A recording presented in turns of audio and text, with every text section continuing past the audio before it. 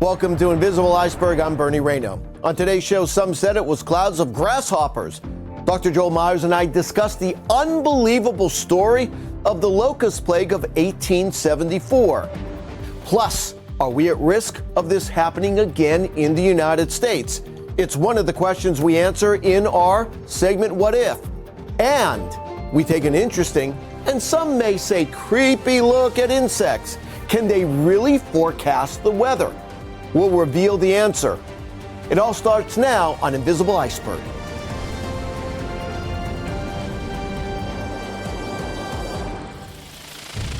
July 1874, a massive swarm of over 12 trillion locusts created dark skies over Kansas, leaving behind a trail of destruction, and many farmers in the plains were left with nothing. It wouldn't be until 1877 when a massive weather event opened the door to better times. This is one of the amazing stories in the book Invisible Iceberg, when climate and weather shaped history. Joining me now to talk about the critical moment for farmers is AccuWeather founder and executive chairman and author of the book Invisible Iceberg, When Climate and Weather Shaped History, Dr. Joel Myers. Thanks for joining us, Dr. Joel. My pleasure, as always. 12.4 trillion. I'm not even going to ask how we got that number, but let's kind of go over that event in July of 1874.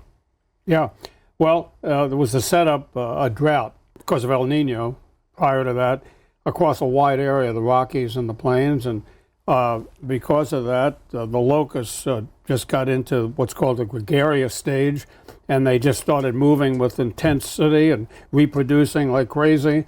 And 12.5 trillion locusts, and then they swarmed across the plains. It was the greatest locust swarm known to man, even greater than the story of Passover, right, and what happened in Egypt, one of the 10 plagues.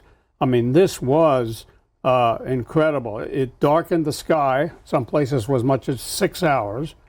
The swarm of locusts was half a mile thick and covered at one point 2,000 square miles, a vast area of the plains. And these locusts ate everything in sight. They completely destroyed the crops, ate corn, soybean, everything that was there, all the vegetable, everything people were growing across many states. And then when there was no food left, they started eating pieces of the houses and anything that was organic. They were just starving. I think it was the term, they ate everything but the mortgage, correct? Yeah, that was it. That's what somebody said. Did people immediately know what it was? Did they think it was something else? Well, of course, there wasn't the kind of communications we have today. So I don't know how many people were startled by it, but it started rolling in, looked like maybe smoke from a fire at first, dark clouds, maybe they thought a tornado was coming. Who were the people that inhabited these areas? Well, there are a lot of former Union soldiers. Right. That's part of the reason the Homestead Act was passed, and also to spread people into the Midwest. So you could get the old story, 160 acres and a mule, which was a basic, a quarter of a square mile. And so then if they settled and farmed the land for 5 straight years or more, they could buy that land for $1.25 an acre. But of course they were wiped out. They couldn't do that, and they were then forced to lose everything. And a lot of them did. Let's talk about some of the states, because it wasn't just Kansas. It was a lot of what we would consider the Great Plains and even parts of the Midwest today. That's correct. Yeah, as far east as Missouri and back to Colorado and the Dakotas, Minnesota, Iowa, down to Oklahoma, even northern Texas. Yeah, it was a huge area that was impacted. And when you think about if it happened today, you're talking about $200 billion worth of crops and corn and soybeans you had in vegetables. So you're probably talking about, a significant fraction of $1 trillion in loss. But that's only for the crop. The impact then on inflation of cost of food, and of course it's an international market, but it would probably cause a depression today. For about 4 or 5 years, there was, not only in the United States, but globally, a recession or depression. It lasted till 77, maybe 78, and this certainly contributed to it as well. I'm going to ask you a tough question because I know you'll have the answer for it. You're a smart man. You know, when you think of the plains and economic disasters, the Dust Bowl comes to my mind, right? Is there any relation to this as far as what was worse? Was it comparable? I know it's a different time, but this was, in a sense, some of the same areas that years later would be affected by the Dust Bowl. Yeah, of course, the Dust Bowl was in the 30s, Yes. and this was 60 years earlier. Yeah. So, but it was some of the same area. And because the plains are on the edge, you know, to the west, you're really a desert, and to the east, you have rainy areas with the Gulf of Mexico, and that line between moisture and dryness shifts and varies from west to east over the decades and has with subtle climate differences throughout history. Just a fascinating and an unbelievably scary story for people living during those times. Brought on by weather and climate. Brought on by weather and climate, as everything always is. Not right? everything, but certainly it influences many things. Many things. Thanks, Joel. We'll be back in a few minutes to talk more about this topic. Joining us right now is Scott Schell. He is an associate research scientist at the University of Wyoming. Scott, thanks for joining us. You're welcome, Bernie. How did we know that 12.5 trillion number? How was it determined? In 1875, there was a fellow who, Dr. Albert Childs, who gave a very accurate description of the size of a swarm of Rocky Mountain locusts that passed over his point. And he telegraphed east and west and then recorded how long each day for 5 days that the swarm passed over his position. What would have been like to experience the locust, the sound of the swarm? Well, based on the firsthand accounts, the wing rustling of that many insects was amplified and was loud. When the swarms landed, they could actually make it difficult to hear each other talk. And then even more alarming was after a swarm landed and started chewing on the vegetation, the sound of their feeding could be heard too, kind of a crunching noise, I guess, as they snipped off pieces of vegetation. How long did the swarm last, and what destruction did they leave behind? Eventually, the swarms did dissipate, probably due to many factors. Weather is a very important one for many insect species, and certainly a Rocky Mountain locust was no exception. Plus, predators, parasites, disease organisms eventually caused the outbreak to collapse. Did weather play a role in the locust invasion? In 1873, which would have been when the eggs were laid in the soil, deposited in the soil, and then they hatched in the spring of 1874. So those, the weather conditions there, 1873 was exceedingly dry period in those areas, and that favors the locust. As they developed and then started to fly, they could utilize low-level jet, essentially a wind that comes from the Gulf of Mexico and carries up from south to north. And that's what they were riding on when they were sweeping across Kansas and Nebraska. Could we see a similar locust attack in the future? Well, the Rocky Mountain locust, a species of grasshopper called Melanopus spretus, went extinct around the turn of the previous century. So the last recorded incidence of swarming was in Manitoba in like 1904, I think. But we still have problems with other species of grasshopper. The migratory grasshopper, Melanopus sanguinipus, is one that still causes major issues and crop losses. Montana in 2022 had over 5 million acres that were economically infested by Melanopus sanguinipus. So we still have a problem around the world in other countries, certainly, the desert locusts, the migratory locusts, and then the Australian plague locust and other locust species in southern Africa still cause major issues in crop losses for people. Scott Shell, Associated Research Scientist at the University of Wyoming. Thank you again for joining us. You're welcome. Coming up, can some insects really forecast the weather? We've got the answer. But next, it's time for our What If segment. We look at what would happen if locusts swarmed the U.S. today, just like they did in 1874. Invisible Iceberg returns after the break.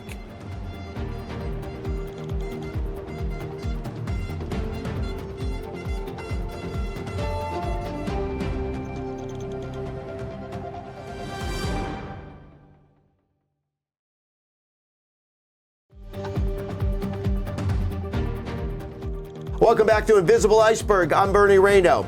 Now it's time for our segment, What If?, where we'll look at how America would be different if the drought and insect invasions never happened. Joining us again is AccuWeather founder and executive chairman and author of the book, Invisible Iceberg, When Climate and Weather Shaped History, Dr. Joel Myers. Before we get into the what if, Dr. Joel, let's talk about this. Prior to the crops being just totally destroyed by the grasshopper invasion of 1874, what were farmers already dealing with as far as weather conditions and conditions to grow their crops? It wasn't ideal even before this, correct? Well, actually, there was a terrible drought in 1873, the year before, and so there was also a question whether a lot of these farmers were going to survive. But then the drought ended, the rains returned, and so 1874 crop was going pretty well. And so they were optimistic in general. Of course, it varied across the plain states. And then in July, as the crops were doing well, the locusts arrived and ate everything in sight. And then we get into this issue, federal assistance. There were people that opposed federal assistance to the people that went through this tragedy. Why did so many people oppose it? Well, it was individualism. You know, it was a more capitalistic society than we have today, and there were real arguments. Should the federal government play any role in this regard? It's up to the states and local areas to support their own. I mean, there was more states' rights, and so it was a real debate. But of course, the federal government had stepped in after the Chicago fire, and so in the end, the idea, this was such a catastrophe, the idea of the federal government stepping in and helping the farmers, who, by the way, many of them were Union soldiers who had been promised and given the opportunity to own this land and had sacrificed a lot and worked hard, and then everything was wiped out. So, and that really was the first case that set the stage in the future for the federal government stepping in when after there's been a disaster to help people that have really been decimated by harmful weather. So that's pretty much why those arguments against federal assistance in this case failed. A lot of it, well, we helped Chicago, we've done other things, but also the people were such in desperate need. Perhaps that wasn't as well known in areas outside where we had not at first, yeah, but finally right. It became right because the communications in those days was nothing like it is now. Well, how did people feel about the government response to all this? Well, as I said, in the beginning, there was a real debate and resistance, but in the end, the federal government, it was approved, Congress passed it, and it was too late for some of the farmers, but it did allow a lot of them to stay on their land and eventually to move forward and own those farms, and hopefully many of them prospered by hard work and dedication over the following years and decades.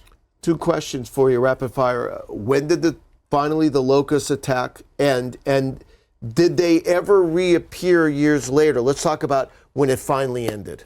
So they first appeared, of course, in July of 1874, and for some areas, it was still an impact up to 3 years later. So they just didn't completely disappear, but it was nothing like that tremendous swarm of July 1874. The last of the locusts was seen in 1902, never been seen since. What if a similar locust attack happened today? Obviously, technology and warning, I would assume it would be a heck of a lot different. It would. There was virtually no communications in those days. It was a shock and a surprise when the locust descended, but today we would detect them even on radar, weather radar, and we're much more in touch with what's going on. And so we have pesticides and various means of combating. So I would be shocked if anything approaching what happened in 1874 occurred today. And when you did the research for this subject, obviously we were talking about 1874, did you come across, and I mentioned one earlier, did you come across any other occurrences of locust swarms across the United States and North America? Anything that you came across of? Nothing to this matches. I mean, this was worse than the Dust Bowl, as you mentioned, in the 1830s. I mean, this was you had to be there to experience it. I mean, this was a disaster and a shock and no warning, and these locusts just ate everything in sight.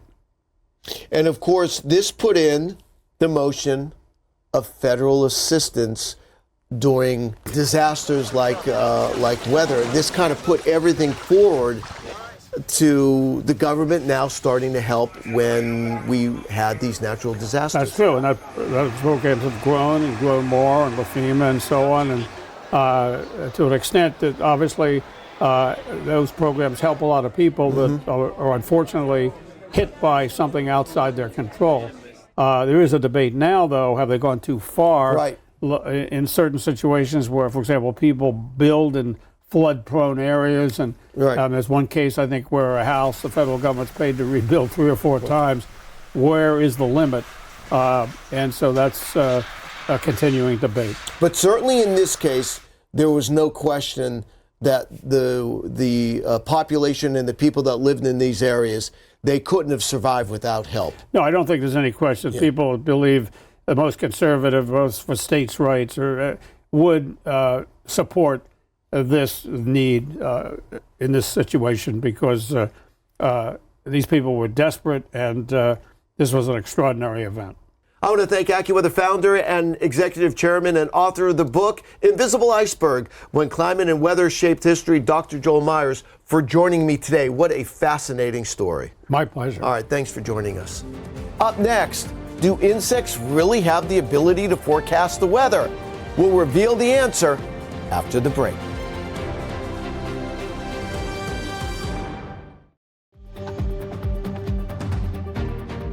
Welcome back to Invisible Iceberg. I'm Bernie Rayno. For hundreds of years, people have looked to the behavior of animals on the planet to help them predict the weather forecast. Attention to insects and spiders in particular have helped many predict what they think the weather is going to do next. There are many insects-related weather folklore pertaining to short-term and long-term forecasts. Here are just a few examples. Fireflies in great numbers indicates fair weather. When cicadas are heard, dry weather will follow and frost will come within 6 weeks. When hornets build their nests near the ground, expect a cold and early winter. And spiders in motion indicate rain. The question is, are these valid insect behaviors that can predict the weather? While most of this is superstition, there has been some scientific evidence to suggest that the behavior in insects does change depending on the incoming weather conditions, particularly in the case of changing barometric pressure and rainfall. Being caught in a rain shower can be devastating to a small insect, so being able to predict changes in the atmosphere helps them better prepare for adverse weather conditions. There's also solid research that weather does impact mating in a number of insects. In fact, entomologists from the University of Sao Paulo studies showed that lowering pressure decreased normal mating habits, while rising pressure did the exact opposite. I want to thank AccuWeather founder and executive chairman and author of the book, Invisible Iceberg, When Climate and Weather Shaped History, Dr. Joel Myers, for joining us today. And a big thanks to all of you for watching. If you have any questions or comments, send us an email at questions@accuweather.com. We look forward to seeing you next time.